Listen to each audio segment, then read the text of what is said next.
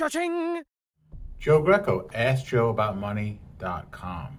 And in today's video, we're going to be talking about when is the right time to invest in a mutual fund.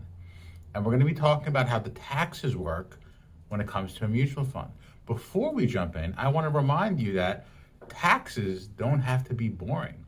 Because what if you can make smart tax decisions that could add extra money to your income or leave more money in your accounts to do what you want to do with them? So remember, maybe filing your taxes is boring, but making smart tax choices is not boring. Let's jump right in. So today I want to talk about mutual funds. So let me first define how a mutual fund works. A mutual fund, when you're purchasing one share of a mutual fund, you're buying a basket of companies, okay? There's a mutual fund manager, and they're constantly buying and selling different shares of companies to be held within that fund.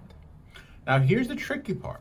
We have to be careful when we invest in a mutual fund, because a mutual fund has capital gains and a mutual fund has dividends. So what happens is that whatever decisions that mutual fund manager is making is going to affect your personal taxes. Here's a number one takeaway when it comes to mutual fund.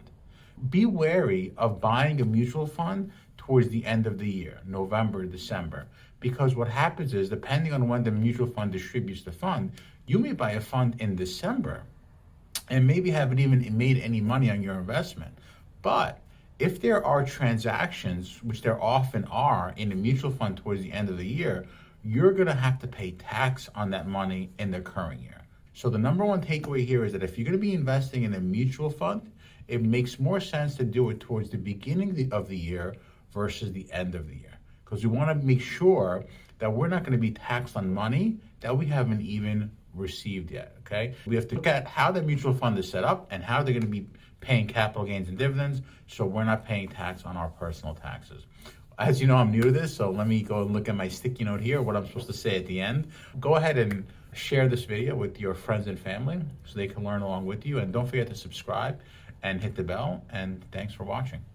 Cha-ching!